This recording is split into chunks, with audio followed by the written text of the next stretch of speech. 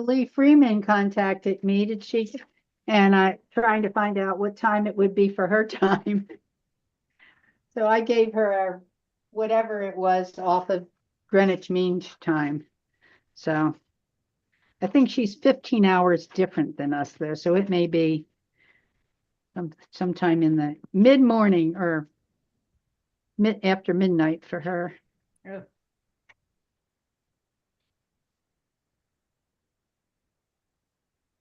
Okay, I've got brushes. I've got that. Okay, I'm not sure if you guys are watching on YouTube, but it appears that we are live and the chat is going, so we're good. Excellent. Yeah. So we'll give people a minute to join it. Well, it is 11, so but it does take a few minutes for people to go find it and stuff. So just if you're watching for futures, we're gonna have something here on Friday mornings at 11 a.m. When we're doing the lives, not all of them will be live, but when we are doing the lives, there's a tab on YouTube that says live under our channel, and if you click on that, you'll always see it. And when I share the link, I always share the link directly to the live, so you'll have to look down and see the video that's live. It'll have a little red dot, little red box on it that says live. If you click that video, we're in business, and you should be able to communicate with us that way. So that's just kind of like the way we're going to be operating with these lives. So good morning, everyone. I am Lori Williams, and I am here with Terry Jones and Corrine Carpino. Morning. And this is something new that we're doing for 2025 for Explore Mixed Media. And we are setting up a new, what would you call it, a journey for of exploration of your art, so that you can create art with purpose and grow your skills as well as the meaning behind your art as you move forward through the year. So we hope you guys will join us. We will be here on Friday mornings live for a short demos or to talk about certain topics. Probably not doing a whole lot of projects because mixed media projects take a decent amount of time, but we will be talking about techniques and those sorts of things. And we will also be providing resources if you join our patron group, and you can learn more about that at exploremixedmedia.com. And if you're interested in learning more about that, you can go to exploremixedmedia.com and enter your name and email address. We will be launching the sign up for that next week, and you will be able to be notified that it's available. The cost is $7 a month or $70 a year. So we try to keep this very, very economical. What we're trying to do here is build a community of artists who want to come together, create together, and learn together, and make some friendships, because the three of us, we met through doing this exact sort of thing with the Alcohol Inc. Community. And we want to meet you guys and get to know you better, and hope you will join us on this journey through to 2025. So that's the overview of what this is about. I'm going to let Terry and Corrine introduce themselves. Terry, you want to tell everyone who you are? Hi, I'm Terry Jones, and yes, we met all together a long time ago, and we have been painting and creating ever since. And that sense of community is what I'm really interested in fostering, because it's been so magical for us. Let's share it with others.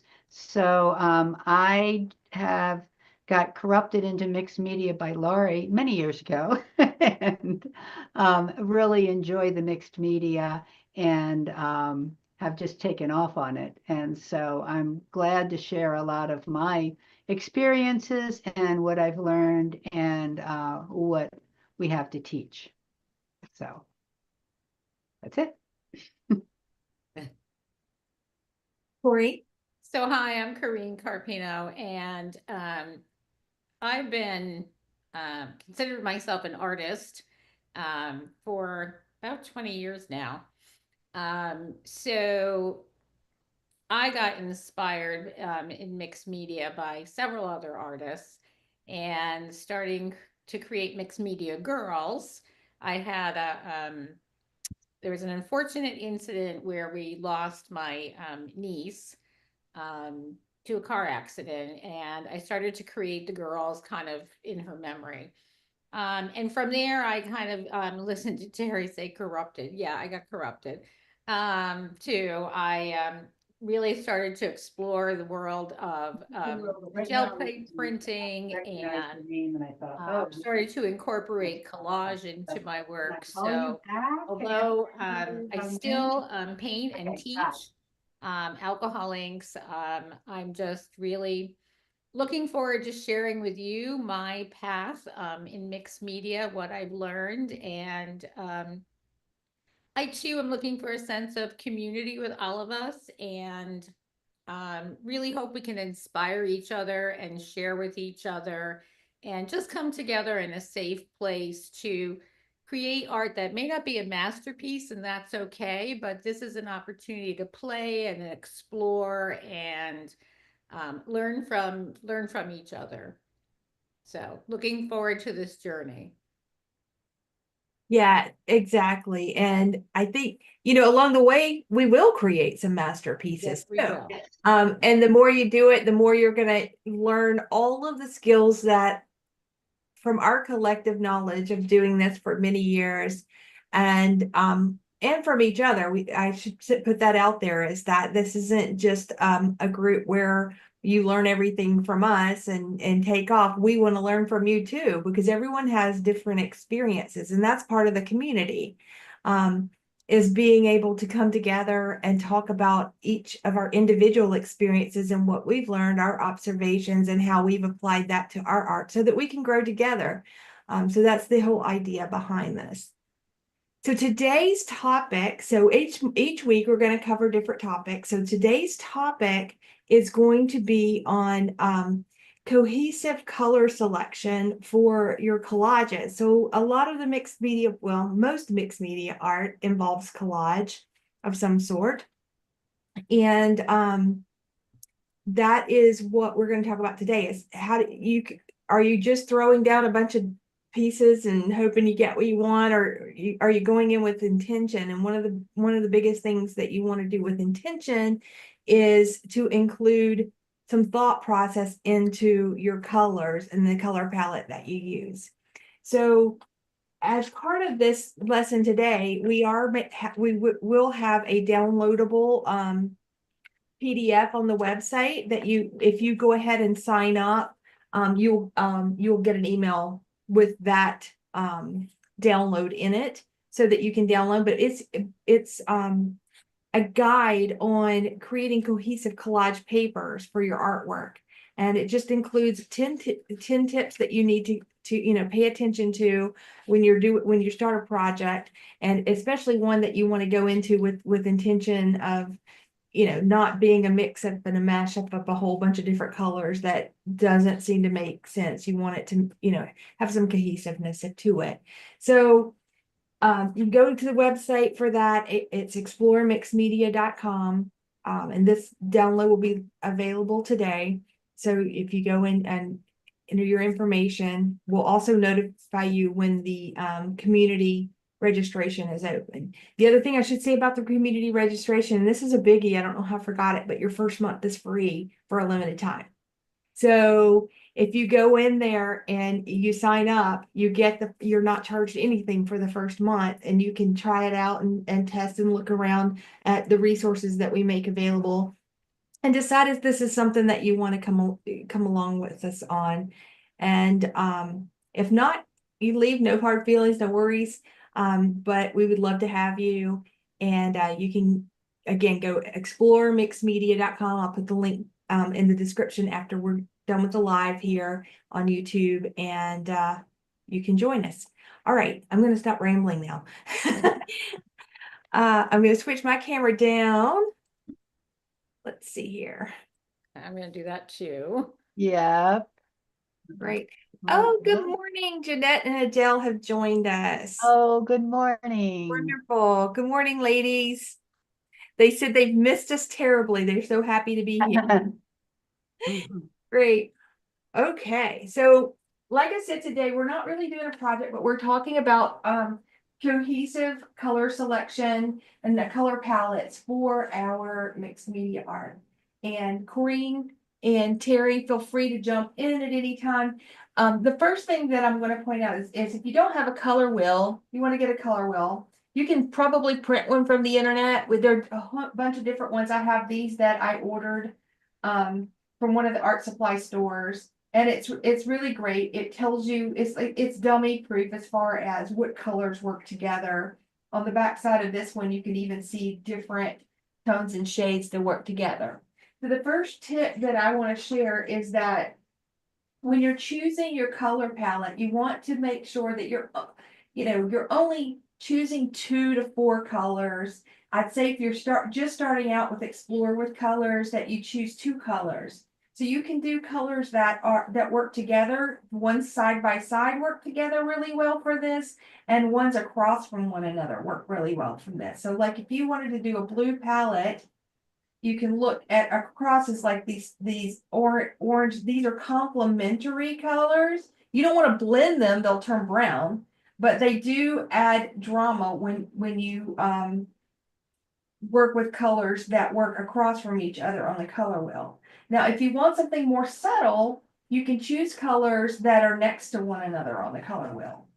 And also in the resource vault that we have on the website, you will be able to download a guide on color theory that walks you through everything you need to know. I like this color wheel because it not only does it have the colors and helps you choose colors that work well together, it also has a value scale on it. So when you do pick a color, you get different values, and we can talk about how you mix those colors together a little bit as well. Terry, Corey, do you have anything to add to that?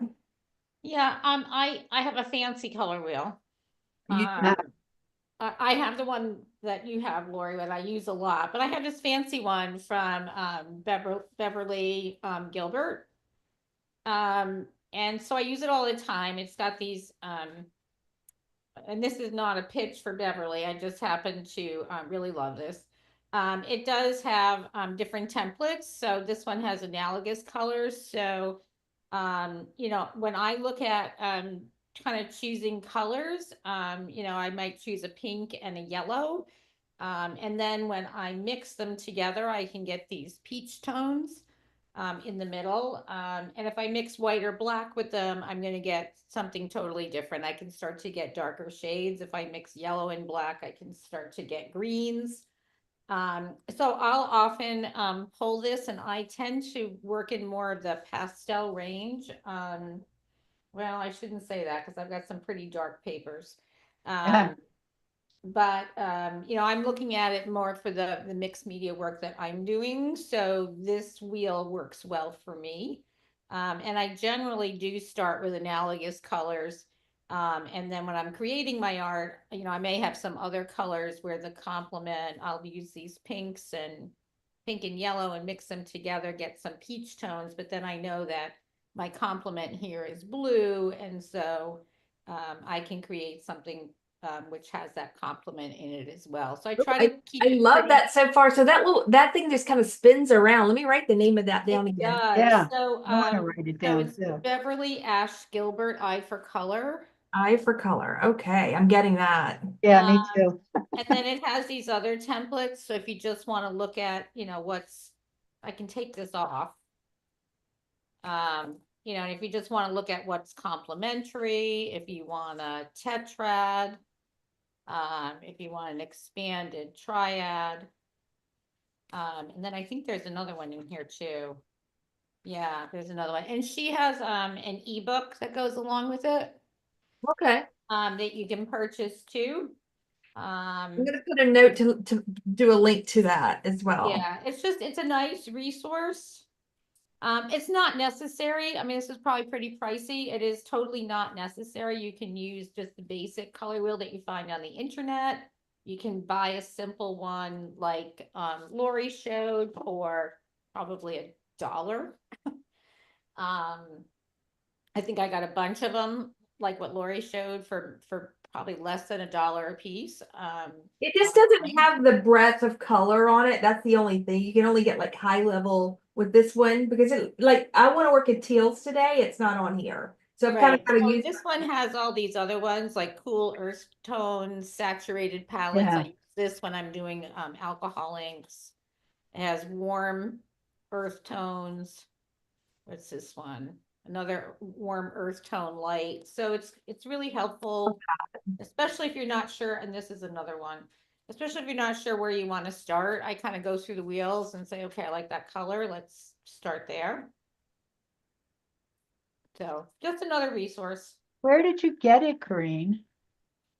So I think I went on Beverly Ash Gilbert kind of did a overview. So I think I went on her website.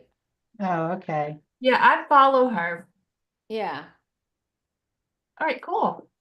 So it's just a nice, cool resource. And then, the book really goes through the complementary. This is just in the color wheel, but the complementary, the analogous, it goes Right. through all the different Which is good. combinations. And then the ebook kind of gives you examples on how she's pulled it together and how she's looked at reference photos and how she's pulled certain colors from them Oh, And to good. make we her have own a one. downloadable one that we'll have on the resource guide too, but it's really nice to have the tool handy for you when you're planning out your. Right. Terry, did you have anything to add? No, I love that. Yeah, I mean, I was trying to buy it as we're all talking. So, my my favorite thing on color is an old watercolor book called Making Colors Sing by Jean Dovey. And I've used that for years, and it's probably 50 years old, but it is a fabulous book on that goes more in depth of color theory. And that's more for educational purposes, and people can probably get it from their library.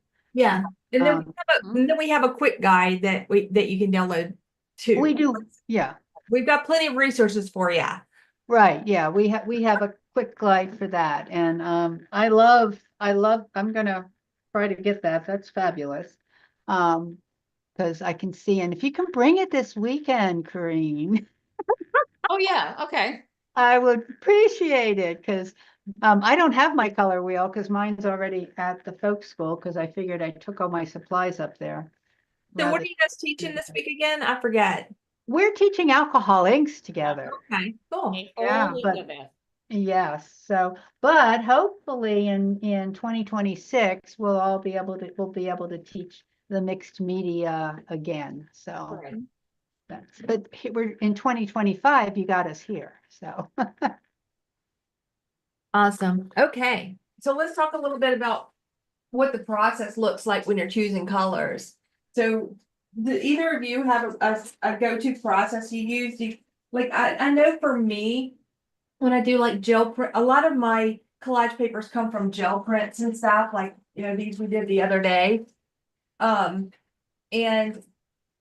when I'm doing sessions of these, I do tend to work in certain color palettes because having all those colors out at one time is usually an issue. So what I do is I actually have these zipper bags that when you buy sheets and they uh-huh. come in the zipper bags, I save those. And because a lot of my gel prints are on the small end, the 5x7, they slide right really well in there. Anyway, so I color separate them and put them in different bags. I don't have them here. They're down in my storage room. But I do that. And so when I have a palette in mind, I can just go through and pick the colors that fit the most. But what I thought I'd do today is just sort of kind of play around with the palette a little bit. So I'm going to take a couple of colors like turquoise blue and unbleached titanium. And then because these two colors would work well, I can actually blend some of this to create lighter colors and different tones and shades. And then I can go find my papers that kind of fit that. And then I have a palette to use when I go to create my collage. So what do you guys have your process that you use? Yeah, so I'm not as neat about it as you and Terry are because of it's more lack of space. But I do keep all my collage papers kind of in packets that go together. So you know, if I've created papers with this is what I did yesterday. I used magenta and Indian yellow, my carbon black and my titanium white. I think I threw a little azo yellow medium in there, but my color palette was basically what I showed you on the color wheel. I started with a pink and a yellow, and then my black and my white. Um, and I make my papers, whether they're totally on the gel plate or sometimes here's the papers I made, or they're gel plate and then embellished afterwards. But now I have a set of papers here that all coordinate. So I would store these away together. And so when I wanted to work in this palette, I can just go and pick up the papers that match. Um, so that's kind of my process. I start with the color wheel and say, oh yeah, I'm feeling that today. And then I'll go find the papers I have, or I'll make new ones. Right. Cool. And I kind of do the same thing. This is a combination I really like. Um, and it's just, again, on the color wheel, this one's a very purpley blue, and I love the purpley blue and the teal together. Mhm. And sometimes I'll use a very yellow green. And so I kind of switch it a little bit, but still, if you look at, if if you take this and this, they're almost like They're all right. analogous. Yes, they're all analogous. So they'll work really well together. So, and then you can make them lighter or um, darker depending on, you know, what you want to do. You can always add black and you can always add white to something. So I might just mix up a little bit. So I also add black and white frequently. So a lot of times I use my what is this called? My gel plate as a mixing plate. So what you'll see here is you can get with a little bit of white, you can get lots of different colors. And this is not showing much yellowier than it really is. This is almost a periwinkle color, but it's showing different on my thing. So maybe I need to put it on this, see if it shows better. And I'm working on a little bit of a tile here. So what I did was I opened up my turquoise blue. This is the Liquitex color. Uh-huh. And I put the main color down and then I mix it with a little titanium white. And or not titanium white, unbleached titanium. And then I wanted a darker tone because you want to get contrast, right? So I added another little splotch of black to get an even darker, to add a little black to it to get a darker contrast there. So here's kind of where I'm going with this. You're starting to see my palette there. And I think I want one shade lighter, and then I'm gonna go to a complementary color. I think maybe, in this case, I'm not necessarily complementary. I'm gonna go with beige and light, like a light brown color.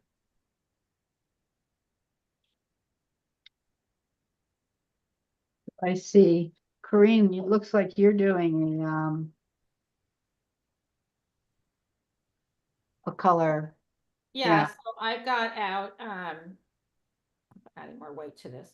I gotta I get this have out off. magenta and I put out some so this is my Queen Magenta, Azo yellow medium, and then I have an Indian yellow. So those are my yellows. I put out a little bit of carbon black and a little bit of white.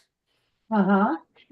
And so here, this one, I mixed some of that magenta with the azo yellow. Now I'm going to mix some magenta with that Indian yellow. And so, whoops, I need more Indian yellow and less magenta. And then I can start to add white to it. And where I went yesterday was I got a nice, pretty pale peach. This. I can go even whiter. Yeah, that's looking good, Corinne, I think. And I, because I was gonna go with the beige and the brown, I pulled out the unbleached titanium, but then I realized I needed some white too, because I wanted one shade lighter, and the only way I'm gonna get that is to add in some white, so. Yeah, I thought of, Real pale color. I just added more white. well, and the other thing that I frequently do is, try to see what the colors look like on top of each other too. So Uh-huh. that's another way of doing it. I'm going to take my 3 colors and do the same thing you guys are doing. But, and again, I was wondering about that, Lori, with the titanium. I love how the titanium buff neutralizes a little bit and of your color. It Yeah, warm. it makes it much It's warmer. very warm and this is very cold, so now I've got to figure out which one I want to use. And I think too, that's part of the process too, right? Figuring out.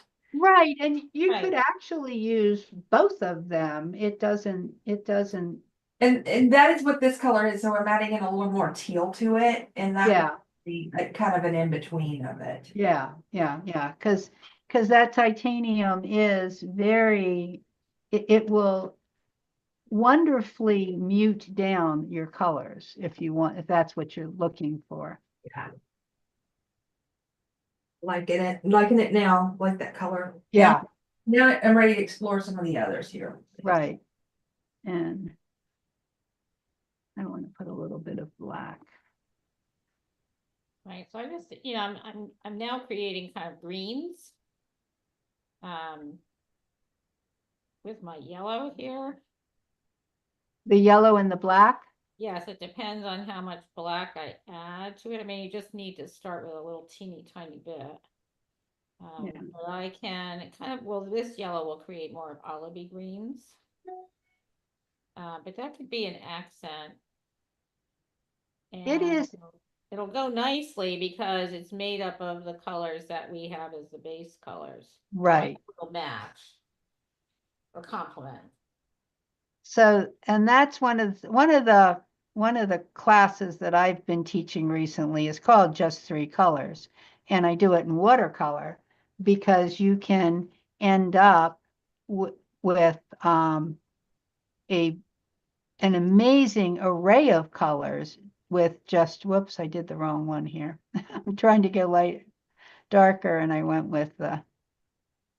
Okay, and then I'm going to take a little bit. And what brands of paint are you guys using? I'm using the Liquitex again, the basics. Yep. And I'm using Nova. I love Nova I myself. like the Nova colors too. I don't have them, but I've seen them used plenty, and I've always liked what's been produced from them. Well, what I like about the Nova colors is that they're kind of what I call soft body, which is the same thing I call the Liquitex colors. They're not super heavy, and I really like that about it. And so now I'm getting some different colors. It's interesting. This is more of a periwinkle here, and it's showing up as another color here. Get just a little bit of the black and the blue. So I've got. And I've moved on, and I'm using for this palette burnt umber, and so I'm creating some values in this department to work with too. Now I'm going to move on to what they call, this is called the aqua green, I guess. It's a little greener than turquoise. And then I'm going to move on. I love your making the darks green. It just making the green out of the yellow. That's very nice. Thank you. So I will have to say, I learned that a while ago from Betty Frank. Yes. Maybe so you guys are gonna, as you're watching these videos, you'll find other people to follow too that are really very talented in their mixed media. And they all have different styles. Yeah, and Betty Franks is just actually getting into mixed media, most of what she's done Yeah, before, most of her stuff is just really right. just acrylic layering. Abstract. Yeah, Abstract. Yeah. yeah, but she's now getting more. Once you get into acrylic layering, then you're just kind of stuck with the mixed media. Yeah. And that's just what happens Yeah. because you just want to do more. There we go. So I'm kind of liking this palette that I've got going on here. So if I work within that, I think I'm going to be doing pretty good. And another thing that I can do is I put down here a piece of just guess it's just packing paper, but it's great to experiment on as well. Cleaning my brush off on it. But now I can also pull from my markers. So I have watercolor markers, I have alcoholic markers, but I have my alcoholic markers here. So what I can do is experiment. If I wanted to use those as accents or whatever, I can experiment with what colors, match and work for that. So another couple of things, and I'll just kind of run through this while you guys are mixing up colors and creating your palettes. Your palettes are looking great. I love that. I love that green Corrine with the pink. Yeah, it's And just the lovely. flashes of yellow in there is nice too. So then I made paper where I used the pinks and the greens together. Lovely. And so one thing right there about what you just showed us, Corrine, that I wanted to bring up next, on our list is using a dominant color. So you want to pick one of your colors to kind of be the dominant color and the primary focus. And then you use the rest of the colors kind of like for accents and details and that sort of thing. And we've mixed our tints and shades. Texture is another one to consider. You can mix paint with mediums and that sort of thing to generate texture and more interest in your work through texture. We're going to talk about that in future sessions, but textures are another thing. And then the other thing that I wanted to point out is, Terry, you mentioned layering. You like how the colors layer on one another. How would you do that? Like, would you just take from your palette there and test it, or? I would take it on my palette and test it. The other thing is that, and we'll get into this later, that it's difficult to layer opaque colors. It's better to layer transparent colors. And I think that's week 3. We're going to talk more about that. Yes. But one of the things that I have noticed is when you're layering colors, it is more exciting to have layered colors than it is to mix the exact same color. So if I was going to take one of these colors and then layer another color on top of it, it's liable to be more exciting if I layer it than it's going to be if I just mix the two together and make a color.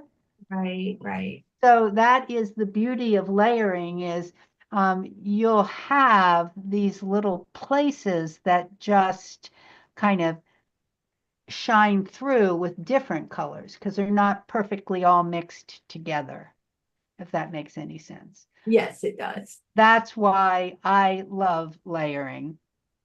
And I do a lot of it.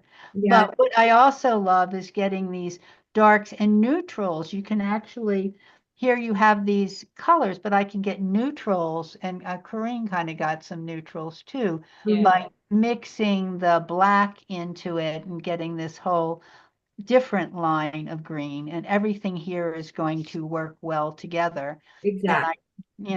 so that's what I was thinking. So, Corinne, yours looks lovely. All of ours look So do lovely. yours. I love the that's just a two-color combination basically you have there. And I love Basically, it, and then Lori. Yeah, yeah, I wanted to demonstrate you can create a really nice palette with two colors. You adding the accents in there though, I feel like I could just go straight with black. Uh-huh. I could also add in, like right in here, maybe add in some, I think this is Payne's gray? Yes. Yeah. Payne's gray. And maybe have a little bit of that mixed with the brown. So Great. Corinne, it looks like you just layered in a little bit of, oh, that got, I did. So right here, yeah. because it's small, as you were talking, I took a little Indian yellow, which is transparent. Uh-huh. And I layered it on top of it. I had some magenta and white I had mixed up, and I layered this on top of it, on half of it, just to see what it would do. It's fabulous. It's And so, I can still see kind of the pink, or the light magenta underneath it, but I've got this nice little bit of yellow now. So it's creating depth. yes. And I think that's what layering does. And you can get that with the gel plate prints, but you can also get that just by making prints using stamps and whatever. The one that you showed, you used some stamps and was that a gel plate? So, well, this one, I did a gel plate background and I did Okay. full, and then I actually did the dark green on the gel plate with stencils. But then when I took it off, I got various shades of green out of my yellow and black and white, and so then I did stencils on top of it. Well, that's cool.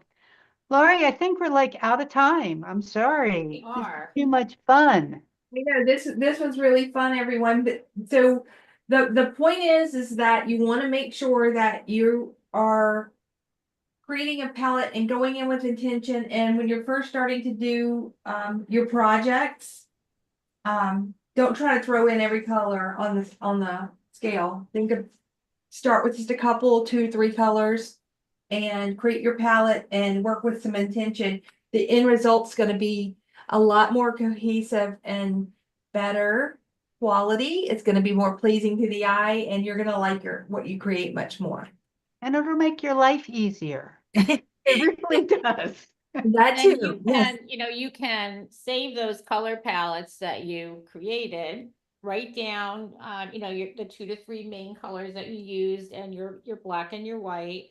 And then when you start to go to create your collage papers, you can go back and look to see which palette is striking you as what you want to work with today. And it kind of makes your life easier because you don't have to go, what did I do to get those colors? Yeah.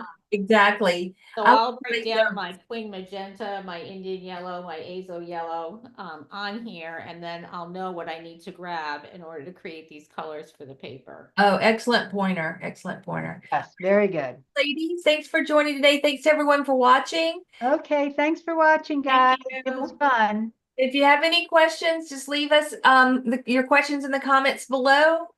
When this is over in a little while, I'll go in and I'll post a link to the things that we talked about today. And we will see you next week. Lori, the Facebook page. Do we have a Facebook page up for this that people can We have a join? Facebook group. Group, yes. So go Yeah. to Facebook and look for Explore Mixed Media. It's a brand new group. So it's literally brand new. If you go in there now, you'll see me, Corinne, and Terry. That's it. Join us there. Come join. Yeah, and so look for it. We also have a page too that you can follow because there's certain things we can't do with the group that we can do with the page to notify people of things. But anyway, go follow that, go to the website, and if you want to know when we go live with the registration. And I think that's everything. Yeah. Oh yeah, make sure you subscribe here to the channel so that you get notified when we go live as well.